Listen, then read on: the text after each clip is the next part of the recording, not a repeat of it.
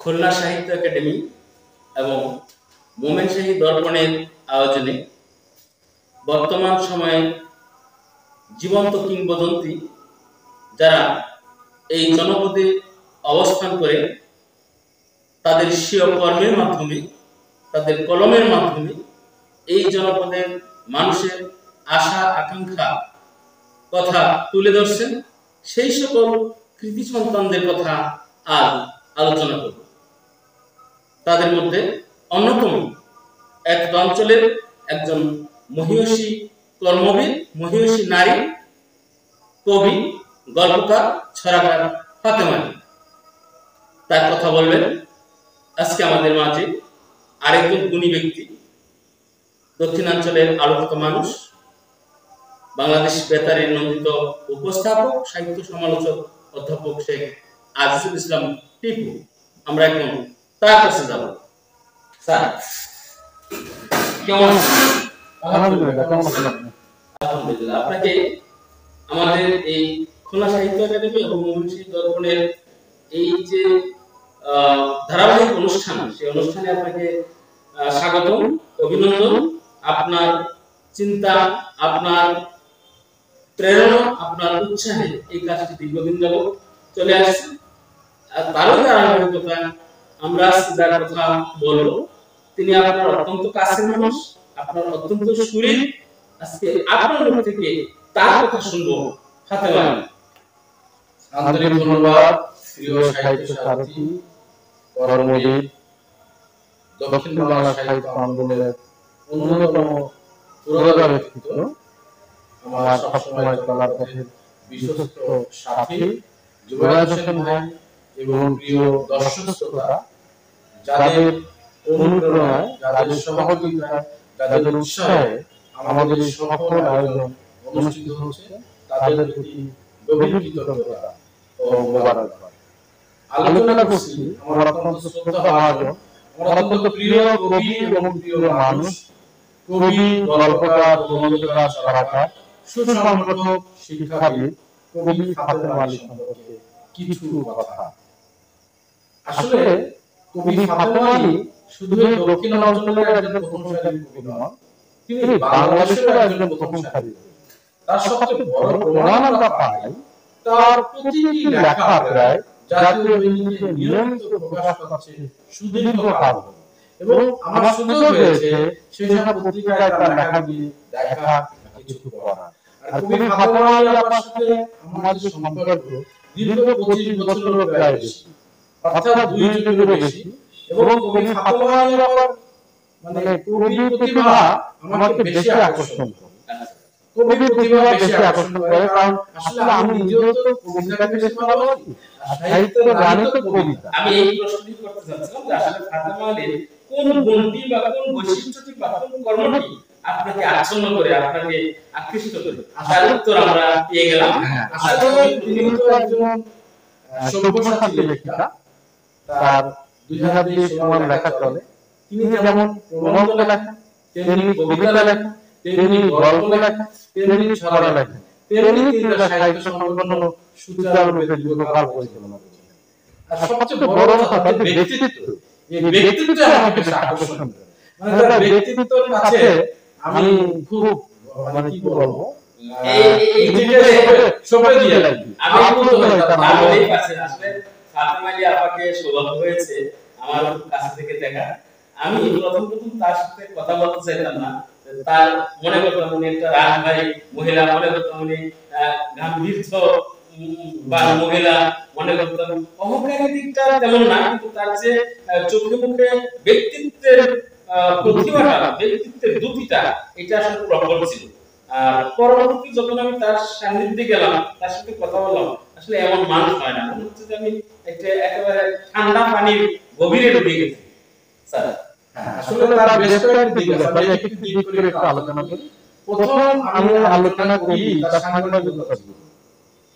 তিনি কিন্তু খুলনায় নারী সাংবাদিকতার অন্যতম অতিথি। আচ্ছা, তিনি দৈনিক পূর্বাঞ্চল, দৈনিক জন্মভূমিতে তিনি সাংবাদিকতার দায়িত্ব পালন করেছেন অত্যন্ত নিষ্ঠার সাথে। এই জিনিসটা আমরা অনেকেই জানি না। কবি ফাতেমা তিনি বেগম পত্রিকা সহ বিভিন্ন জাতীয় পত্রিকা তিনি কিন্তু নিয়মিত লিখেছেন। এখন পত্রিকা তো বাংলাদেশে একটা নাম করা, হ্যাঁ, এটা এটা একটা একটা মডেল, মডেল। তিনি কিন্তু মানে আমি এবার একটা শিক্ষা বিস্তারের দিকে, তিনি কিন্তু একটা উচ্চ শিক্ষিত মানুষ এবং মার্জিত রুচি এবং উচ্চ শিক্ষিত এবং স্বশিক্ষিত একজন মানুষ। তিনি কিন্তু কারো ধার করা শিক্ষায় শিক্ষিত না, নিজের নিজের গুণে গুণান্বিত, নিজের আলোকিত মানুষ। ওই ফাতেমা নিজের আলোকিত মানুষ, তার আলো সে নিজে আলোকিত। তিনি কিন্তু তোমরা জানেন শিল্পনগরী, শিক্ষানগরী অভিযোগ চলেছে বা শিক্ষানগরী বটে। এই খুলনায় বেশ কয়েক লক্ষ মানুষ বাস করে, কিন্তু খুলনায় কিন্তু ইংরেজি শিক্ষার যে প্রচলন, ইংরেজি শিক্ষার যে প্রচার, কারণ ইংরেজি শিক্ষা ছাড়া আমাদের ভালো কিছু করা সম্ভব না, কারণ বিশ্বে ইংরেজি হচ্ছে প্রধান ভাষা। সেই ইংরেজি ভাষা প্রসার শিক্ষার ক্ষেত্রে তার কিন্তু কি অগ্রণী আছে। তিনি কিন্তু রোজ ডেলি ইন্টারন্যাশনাল স্টুডেন্ট বলে তার হাত দিয়ে গঠিত হয়েছে এবং তার হাতে এটা পরিব্যাপ্ত হয়েছে। এটারও কিন্তু প্রতিষ্ঠাতা ওই ফাতেমা। দেখেন একই কিন্তু কতগুলো। এইবার আমি একটু আলোচনায় যাব। বেশ আগে আপনারা জানেন সাবেক মেয়র তৈয়বুর রহমান তার ক্ষমতা একেবারে শেষান্ত, ক্ষমতা তিনি যখন অ্যারেস্ট করেন, ঠিক তার অল্প কয়েকদিনের আগের কথা বলি, শহীদ একটা বই মেলা হচ্ছে। সেখানে নির্দিষ্ট ব্যক্তিদের আমন্ত্রণ জানা ছিল কমিটি। আমার সৌভাগ্য হয়েছিল একটি অনুষ্ঠানে আলোচক হিসেবে আমন্ত্রণ পাওয়া। সেই অনুষ্ঠানে ওই ফাতেমা ছিলেন প্রবন্ধকার, তার প্রবন্ধ ছিল খুলনার ভাষা আন্দোলনের রাজনীতির ভূমিকা। আমি যে কথাটা বলছি সেটা কিন্তু 1600 বছর আগের কথা, প্রায় আনুমানিক। আমার সুযোগ হয়েছিল সেই প্রবন্ধটি আলোচনা করা শহীদ হাদিস পার্কে, সম্ভবত গান্ধীদের অনুষ্ঠানে। সেখানে ফাতেমা এবং ভাগবত এবং সম্মানও পেয়েছিলাম সেই অনুষ্ঠানে আলোচনা করেন। ওই ফাতেমা ওই আলোচনা খুশি হয়েছিলেন। ওই দিন উনি আমাকে কিছু নতুন চিনেছেন, নতুন সম্পর্ক আরো গভীর হয়েছে। আমার কাছে মনে হয় প্রায় 1600 বছর আগের কথা। এরপরে কবি ফাতেমা নিয়ে আবার কবিতা নিয়ে একটু কথা বললেই, আসলে আমি যে ধরনের কবিতা বেশি ভালোবাসি, আমি আধুনিক গদ্য কবিতা ভালোবাসি। আর ফাতেমা আপনার কিন্তু সেই ধরনের কবি।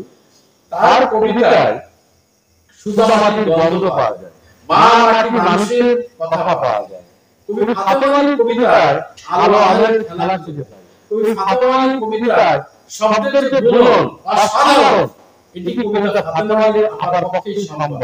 এবং তার কবিতা অন্যতম একটি বড় বৈশিষ্ট্য হচ্ছে জাম্পিং, উল্লম্ফন। তিনি একটি পংক্তি থেকে একটি স্তবক থেকে আরেকটি স্তবকে খুব সুন্দরভাবে জাম্প করে দেয়, আবার তিনি সেখানে ফিরে আসেন। এই যে কবিতার কিন্তু তার যে বহুমাত্রিকতা, এটি আমাকে খুব কিন্তু মুগ্ধ করে এবং পাঠকদেরকে মুগ্ধ করে। আর তার কবিতার সমালোচনা করার কোনো সময় পাই না। তার কবিতা প্রত্যেকটি কবিতায় আমার কাছে খুব অসাধারণ এবং তিনি কবিতাকে কিন্তু পরীক্ষা লিখতে পারেন এবং তিনি কিন্তু সবসময় আধুনিক ঢঙে আধুনিক কবিতা লেখেন এবং তিনি কিন্তু ছন্দের উপর দক্ষতা আছে। তিনি যখন ছড়া লেখেন বা তিনি যখন সাংঘর্ষিক কবিতা লেখেন, সেখানে কিন্তু তিনি একেবারে আপনি যে ছড়ার ক্ষেত্রে মনে করেন যে আপনি নিজে শব্দের ছড়ার যে গুণন, সে গুণনটা কিন্তু তিনি সেখানে সঠিক রাখার চেষ্টা করেন। একই সাথে তিনি কিন্তু আপনি ছন্দ এবং শব্দের গুণন দুটোই খুব টাইট, অর্থাৎ ছন্দ তিনি ভালো জানেন, এজন্য ছন্দকে তিনি ভাঙতে পারেন। কারণ ছন্দ কিন্তু জানতে হবে। গদ্য কবিতার একটা ছন্দ আছে নিজস্ব, গদ্য কবিতার ছন্দ আছে। আমরা ছন্দ তিন প্রকার আমরা জানি। এই তিন প্রকার ছন্দের পরেই কিন্তু তার বিশাল দখল আছে। এটা আমি টের পেয়েছি। কারণ তিনি কিন্তু একজন ভালো আলোচক, তিনি কিন্তু তার সাহিত্য আসলে দেখেছি, তিনি কিন্তু বেশ কিছু কবিতা গল্প প্রবন্ধের উপর সুন্দর আলোচনা করতেন, আমাদেরও করিয়েছেন। তিনি নিজেও খুব ভালো আলোচক এবং তিনি শেয়ার করতেন আমাদের সাথে। এই যে মনে করেন যারা আছে খুলনায়, যারা একটু সাহিত্য আলোচনা করেন বা সাহিত্যের বিষয়ে একটু পড়াশোনা করেন বা এটা ঘাটেন, তাদের সাথে তিনি শেয়ারিং করেন। এবং ফাতেমা আরেকটি বড় গুণ, তিনি কিন্তু নিজের সিদ্ধান্ত একেবারে চাপিয়ে দেন না। তিনি কিন্তু অনেকের সাথে কিন্তু শেয়ারিং করেন, যাতে তার সিদ্ধান্তটি আরো সুন্দর হয়, সাংগঠনিক সিদ্ধান্ত এবং অনুষ্ঠানের মান। আর আমার সাথে তো আপনি ব্যক্তিগতভাবে জানেন আমার একটা ভালো সম্পর্ক আছে, বড় বোন ছোট ভাই, আপনি নিজেও জানেন আমরা একসাথে গিয়েছি আপনার বাড়ি। আমরা কি জানবো স্যার, আমরা জানলাম একজন শিক্ষানুরাগী ফাতেমা আলী, একজন কবি ফাতেমা আলী, একজন সরাইয়া ফাতেমা আলী, এবং সংসদে পড়তে তার একটা বেশ দখল আছে এই ফাতেমা আলী। যেহেতু ফাতেমা আলীকে আমারও সৌভাগ্য হয়েছে খুব কাছে থেকে দেখার এবং জানা, তার চেয়ে বেশি আরেকটু বেশি জানলাম আপনার সাথে সম্পর্ক হওয়ার পর থেকে। বিশেষ করে আপনি প্রতিটি ঘটনা, প্রতিটি মুহূর্ত, প্রতিটি বিশেষ সময়ে আপনি তার সাথে কথা বলেন, উনিও আপনার সাথে কথা বলেন। তো একজন সংগঠক হিসেবে ফাতেমা আলীকে আপনি কিভাবে দেখেন? ফাতেমা আলীকে আপনার সংগঠক হিসেবে আমি প্রথম সালের একজন সুসংগঠক হিসেবে দেখি, এবং তিনি প্রত্যেকটা কাজ খুব মাপা, প্রত্যেকটা কাজ খুব মাপা এবং উদ্দেশ্যসম্মত। সবসময় যদি একটা সুস্থ, নিজেও সুশৃঙ্খল করেন, তার কাজগুলো খুব সুশৃঙ্খল, তার সাহিত্য এই ধরনের কিছু পাবেন না। তার প্রত্যেকটি সাহিত্য আপনি অনেক সাহিত্য দিয়েছেন, আমি অনেক সাহিত্য দিয়েছেন। তিনি একাধিক অনুষ্ঠানে আমাকে প্রধানমন্ত্রী করেছেন, এই জন্য আমি কৃতজ্ঞতা প্রকাশ করি। এখানে খুলনার অনেক বড় বড় কবি, লেখক, গুণী ব্যক্তিরা আছেন, এখানে আমার মতো অন্যকে তিনি একাধিকবার প্রধানমন্ত্রী করেছেন। আমি নিজেও কিছুটা লজ্জাবোধ করেছি, এখানে বড় বড় অনেক সিনিয়র ব্যক্তিরা আছেন। যাই হোক, আপনার সাথে অনেক গভীর আলোচনা হয় বিভিন্ন বিষয়ে, সাহিত্যের বিষয়ে। আর আপনার যখন সুযোগ পান কেমন চলছে সাহিত্য ঘরের খবর, আমি তো তেমন খবর দিতে পারি না, কেমন চলছে আপনাদের সাহিত্য চর্চা, কেমন চলছে খুলনা সাহিত্য কেমন চলছে, লেখালেখি চলছে, সাংবাদিক অবস্থা কেমন চলছে, সবকিছু তিনি খুব পছন্দ করেন। এবং ওনার প্রতিহিংসা বা হিংসা বা গর্ব বেশ মাত্র নেই, এবং মানবতা যে অজাতশত্রু ওই ফাতেমা আলী আপা সেটাকে প্রমাণ করে। তিনি কিন্তু অন্যায়ের সাথে আপোষ করেন না, তিনি কিন্তু বলিষ্ঠ কণ্ঠস্বর। তিনি এই যে পদক বাণিজ্য বলেন, এই পদক বাণিজ্য বলেন, বিদ্রোহ বলেন, এই জিনিসগুলো তিনি একেবারেই পছন্দ করেন না। আমার সাথে তিনি বিষয়গুলো শেয়ার করেছেন। তিনি কিন্তু কারোর সাথে কোনো ঝামেলা করতেন না, তিনি কিন্তু বিরোধী করেন না, সবাই খারাপ। আমি শেয়ার করব যে কথায় এসে গেছে পদক বাণিজ্য। আমি জানি যে খুলনা সমন্বিত সাহিত্য পরিষদ ওনার যে সংগঠনটা মারাত্মক সুচারুভাবে চালাইতেন, এবং সেখানে মানবান্নদের মতো ব্যক্তিরা, খুলনার আরো সুনামধন্য মানন স্যারের মতো ব্যক্তিরা, ফিরোজ ভাই,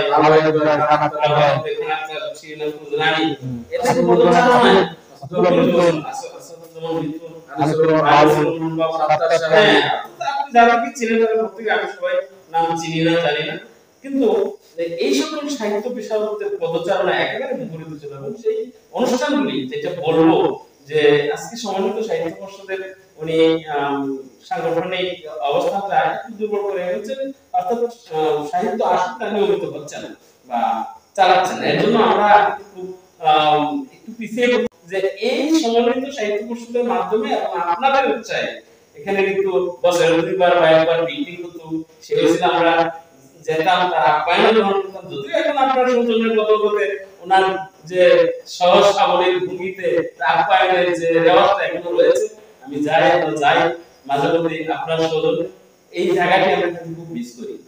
এই ব্যাপারে আপনার সাথে অনেকবার আলাপ হয়েছে, আপনার মাঝে কয়েকবার উদ্যোগ নিয়ে গেছেন, বিশেষ করে বাবু ভাই আপনার যিনি হাজবেন্ড জানেন, তিনি একজন কিন্তু লেখক এবং খুব আপনাকে উৎসাহ দেন, মানে যোগ্য পার্টনার বাবু ভাই ও ফাতেমা আলী যোগ্য পার্টনার। এবং তার দাম্পত্য জীবন খুব সুন্দর, জানেন তার ছেলেমেয়েরা উচ্চশিক্ষিত, বিদেশে থাকেন, পড়াশোনা করেন। তা আপনার বেশ কয়েকবার উদ্যোগ নিয়ে দিতেছেন, আমার সাথে কিছু জিনিস শেয়ারও করতেন, আসল করলে যেমন কতদিন করলে আপনার মাসে একটা পদ্ধতি বললেন। আসলে আপনার মাঝে কিছু শারীরিক সমস্যা হয়েছে, কারণ ভারতে এখন দুবার গিয়েছেন, আমরা দোয়া করব, মিস করি সবাই চায় এই ফাতেমা আলী আপনার সাহিত্য চর্চা শুরু করুন।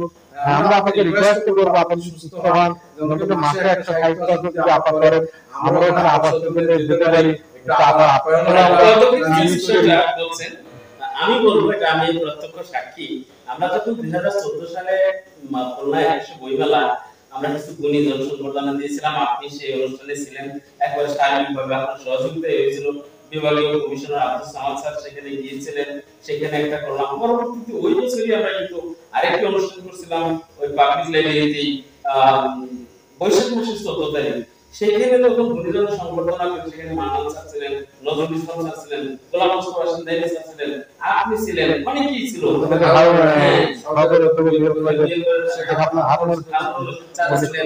এত গুণীজনের মধ্যে আমরা যখন ওনাকে আমি তখন ওনাকে কেন জানি প্রস্তাব করেছিলাম এবং আমার মনোনীত হয়েছিল উনি ওনাকে পদক দেওয়ার মতো।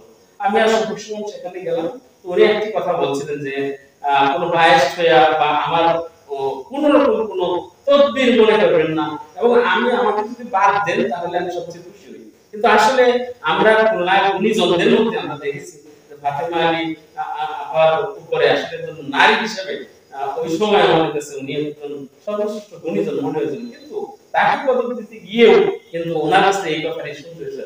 অর্থাৎ সঠিক কাজ করতে গিয়ে অনেকের কাছে অনেক সময় সুনাম বদনামে হতে হয়, কিন্তু আপনার যে সলিড মানুষ, একজন সত্যবাদী নারী, একজন প্রগতিশীল নারী, সেটি কিন্তু আমরা সেদিন দেখেছিলাম এবং তাকে পুরস্কার দেওয়ার জন্য আপনি করেছিলেন। যা হোক, আপা এসে পুরস্কার গ্রহণ করে আমাকে এবং আমাদের পুরস্কার দিতে পারলে আমরা ধন্য যোগ্য ব্যক্তিরা যোগ্য পুরস্কার।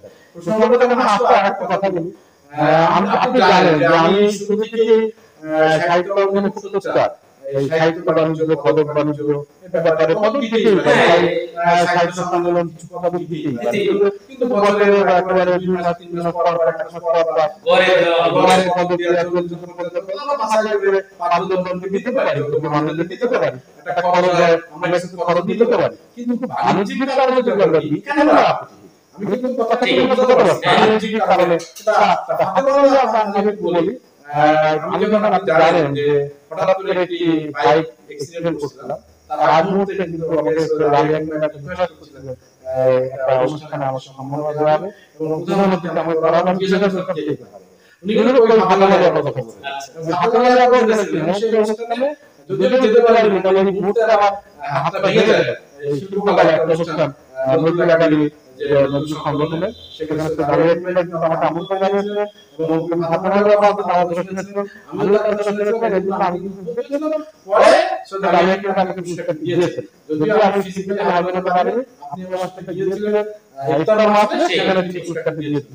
এই যে পারস্পরিক আমাদের শ্রদ্ধা পাবো, আমাদের ভালোবাসা, যে আমরা যদি কোনো ডাকি কে আছে প্রফেসর আব্দুল মান্নান স্যার, ঠিক আছে দাও কে আছে ওই ভাবতে পারবে আপনারা, কে আছে ওই আসলে আমাদের বিষয় তুমি ফাতেমা আলীর কথা, গুণের কথা, এই ধরনের মনীষীদের কথা বলে, গুণের কথা বলে শেষ করা যাবে না স্যার। তারপরেও বলবো আপনার সময়ের আমাদের সময় একেবারে শেষ প্রান্তে চলে এসেছে, আপনি শেষ কথাটুকু একটু বলেন। আসলে কবি ফাতেমা আলী আপা খুলনা সাহিত্য অঙ্গনের সম্পদ, বাংলাদেশের সম্পদ। এই সকল গুণীজনদেরকে আমাদেরকে জীবিত অবস্থায় মূল্যায়ন করতে হবে। ডক্টর মোহাম্মদ শহীদুল্লাহ কিন্তু বলেছেন যে দেশে গুণী পদ হয় না, সে দেশে গুণী জন্ম লাভ করে না। আমরা অনেকেই দেখি যে জীবিত অবস্থায় অনেকে মূল্যায়ন হয়, সবচেয়ে বড় ঘটনা হচ্ছে কবি জীবনানন্দ দাশ, কিন্তু সেই ব্যক্তি মারা যাওয়ার পরে আজকে বাংলা সাহিত্যের সবচেয়ে শক্তিমান এবং জনপ্রিয় কবি বলা হয় কবি জীবনানন্দ দাশ। তবে ফাতেমা আলী আপা কিন্তু বাংলাদেশের একটি আছে এবং কবি ফাতেমা আলী আপার সাহিত্যিক গ্রন্থ প্রকাশিত হয়েছে এখন পর্যন্ত, এবং সাহিত্যিক গ্রন্থই কিন্তু দর্শক সমাদৃত হয়েছে। আপা কিন্তু মানসম্মত লেখা লেখেন, ওই যে শুধু লিখতে থাকেন না, বাছাই করে করে তিনি লেখেন, এডিট করেন, তিনি তার লেখা ভাঙেন গড়েন।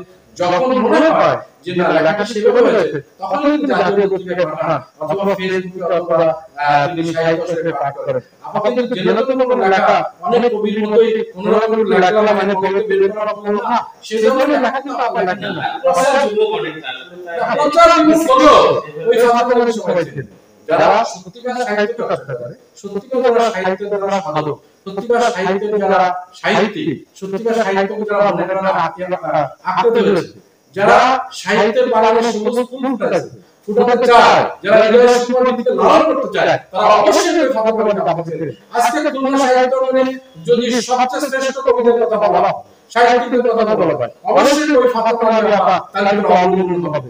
অবশ্যই কবি হিসেবে ফাতেমা আলী আপা শীর্ষের দিকেই থাকবে। ওই ফাতেমা আলী আপা যে আমি আবারও বলি ওই ফাতেমা আলী আপা যে শব্দের গুণ এবং তার কিন্তু বিশ্ব সাহিত্যের কথা পড়াশোনা আছে, তার কবিতা পড়লে আপনি বুঝতে পারবেন। এবং তিনি ব্যাপক গবেষণা করেন, এই গবেষণা করে তারপরে তিনি ডেলিভারি দেন। তার আগে কিন্তু তিনি ডেলিভারি দেন। তিনি অনুবাদের কিন্তু উভয়তার পড়াশোনা আছে। রুবাইয়াত তিনি লিখেছেন, অনেকগুলো রুবাইয়াত তিনি লিখেছেন, আপনি দেখেছেন অনেকগুলো রুবাইয়াত। তার হাতে বানানো কিন্তু প্রচার করেন না, বাংলাদেশের বেতার কোনা থেকে তো অনেক জানিয়েছে বাংলাদেশের কথা, কিন্তু আপনাদের সেবা দেখেছেন অনেক আগে গেছে। আর আপনাদের কিন্তু আলাদা লাইফ লিড করে দেখেছেন, যথেষ্ট মার্জিত রুচিশীল একজন সম্ভ্রান্ত পরিবারের নারীরা যেভাবে চলেন আবার সেভাবেই চলেন। তার ব্যক্তিত্বটাই সবচেয়ে বড় অলংকার আমার কাছে মনে হয়। ফাতেমা আলী আপা কিন্তু ছন্দের উপরে তার প্রচন্ড জ্ঞান, তার ছড়া দেখবেন স্বরবৃত্ত ছন্দ দিয়ে তিনি সাধারণত স্বরবৃত্ত ছন্দ দিয়ে সাধারণত লেখা। তিনি তার কবিতার মধ্যে সেই অক্ষরবৃত্ত মাত্রাবৃন্দ ধরা কিন্তু আছে এবং অসাধারণ শব্দের কারুকাজ, অসাধারণ ছন্দের কারুকাজ, যে কারুকাজটি খুলনা সাহিত্য অঙ্গনে অনেকের লেখার ভিতরে নেই। আরো যাদের লেখার ভিতরে আমরা দেখতে পাই ছন্দের কারুকাজ অত্যন্ত বলিষ্ঠভাবে তার ভিতরে অন্যতম হচ্ছে শ্রদ্ধাভাজন বড় ভাই, সে ভাই কিন্তু আলাই ভাই। আর এই চলচ্চিত্র কবিতা কিন্তু তার ছন্দের মাত্রা একেবারে 100% ঠিক রেখে তিনি ছন্দের মাত্রা ঠিক রেখে লেখেন, সহজ সরল শব্দ লেখেন, কিন্তু খুব সুন্দর করে লেখা আলাই ভাই। এই জন্য ফাতেমা আলী আপা কথা বলতে আলাই ভাইয়ের কথা বলতে আসে। ধন্যবাদ।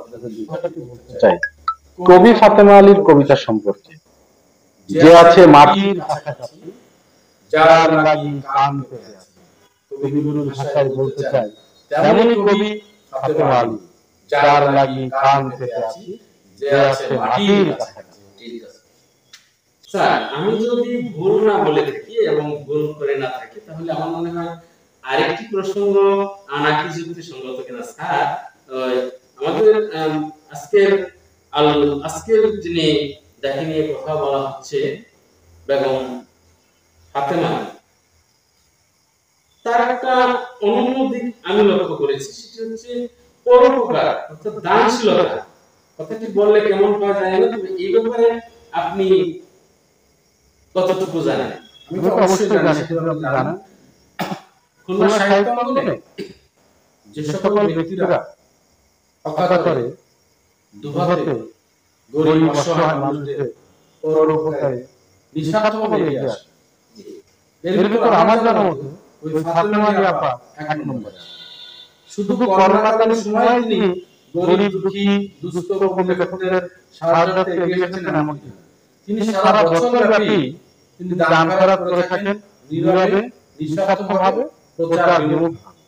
আমার সুযোগ হয়েছে অন্যভাবে জানার, আমি সেই জন্যই বললাম। আমি জেনেছি সেটা যারা তার দানে উপকৃত হয়েছে সেই সকল লোকগুলি আর কি বলেছে, সেজন্য বললাম। এটা কখনোই আপার মধ্যে এমন কোনো ভাব দেখি বা সে এমন ভাবে অকাতরে বিলায় না যে অন্য ভালো বলুক বা তাকে দানশীল বলুক, প্রচ্ছন্ন অবস্থায় রেখে সমাজের একেবারে নিরন্ন নিরীহ একেবারে সেই মানুষগুলির দোয়ারে তিনি করাঘাত করেছেন, যে মানুষগুলি সত্যিকার অর্থে প্রয়োজনীয়। তিনি রমজান মাসে ইফতার মাত্র করেছেন কবিতাদের জন্য, যখন করেননি বা অবস্থাও তিনি ইফতার সামগ্রী বিতরণ করেছেন এবং ইফতার সামগ্রী সমপরিমাণ অর্থ যে রোজাদারদের মাঝে এবং গরিব দুঃখী মানুষের মাঝে অকাতরে দিয়েছে। একটা বিশাল বিষয়।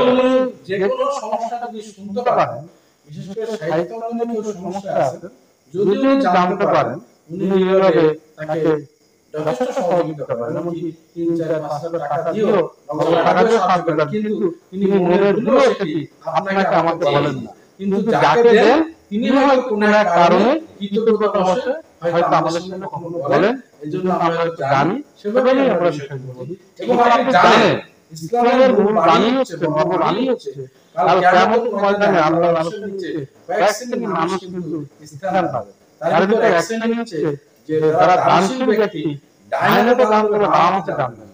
আপনি নিশ্চয়ই এই চেতনায় বিশ্বাসী, এই জন্য আপনারা গোপনে অকাতরে দান করেন। এটি তার একটি চরিত্রের অনন্য যোগ্যতা, অনন্য প্রতিভা, অনন্য বৈশিষ্ট্য। যেটি নিয়ে আমরা খুলনাবাসী অবশ্যই সাহিত্য অঙ্গনে যারা আছে তারা অবশ্যই গর্ব অনুভব করতে পারি এবং এটিকে আমরা আমাদের জীবনের মডেল হিসেবে প্রতিষ্ঠিত করে আমরা সামনে এগিয়ে যেতে চাই। এই অনুষ্ঠান থেকে কবি ফাতেমা আলী আপার সুস্বাস্থ্য কামনা করছি। একই সাথে জোবাইর ভাই আপনি জানেন আমরা যখন এখানে আনন্দঘন পরিবেশে একটি স্মৃতিতে আমরা অনুষ্ঠান দীর্ঘদিন করছি, ঠিক সেই সময় আমাদের সিলেটবাসীরা বন্যায় দুর্ভিক্ষে আক্রান্ত।